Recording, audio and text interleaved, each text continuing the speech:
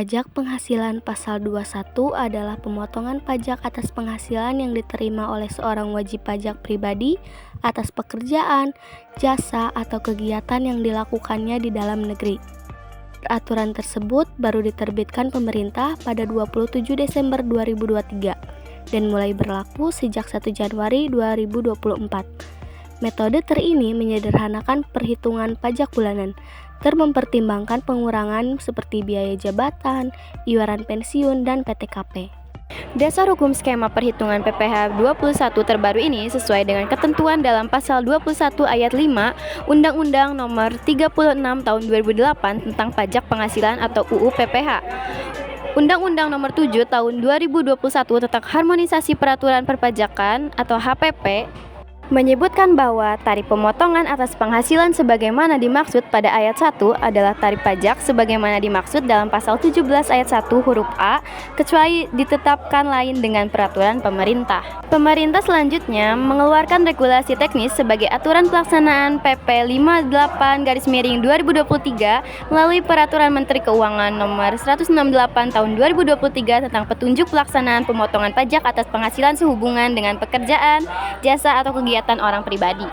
Alasan perhitungan PPh pasal 21 diubah, pemerintah menjelaskan bahwa salah satu alasan utama di balik perubahan skema perhitungan PPh 21 adalah kompleksitas berbagai skema perhitungan yang saat ini dapat membingungkan para wajib pajak.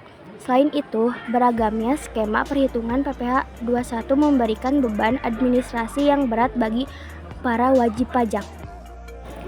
Tujuannya adalah yang pertama memberikan kemudahan dan kesederhanaan bagi para wajib pajak dalam menghitung pemotongan PPh pasal 21 di setiap masa pajak. Yang kedua, meningkatkan tingkat kepatuhan para wajib pajak dalam memenuhi kewajiban perpajakannya.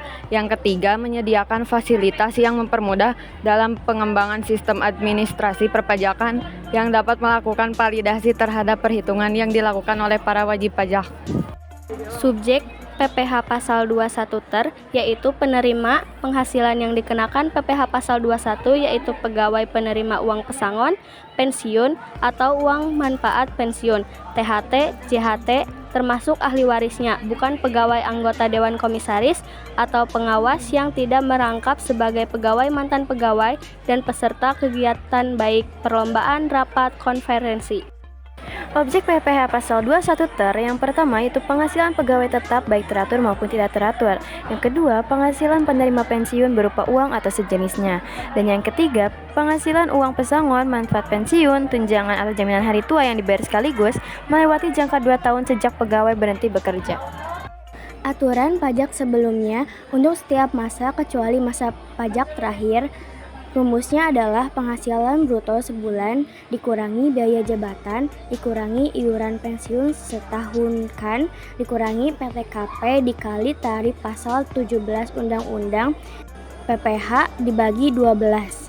Skema setiap masa pajak kecuali masa pajak terakhir, penghasilan bruto sebulan dikali bulanan.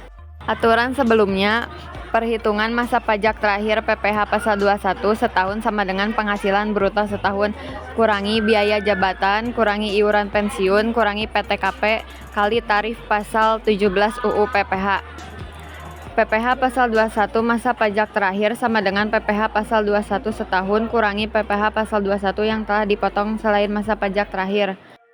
Sedangkan skema PPh pasal 21 masa pajak terakhir sama dengan penghasilan bruto setahun kurangi biaya jabatan, kurangi iuran pensiun, kurangi zakat atau sumbangan keagamaan wajib yang dibayar melalui pemberi kerja, kurangi PTKP kali tarif pasal 17 UU PPh.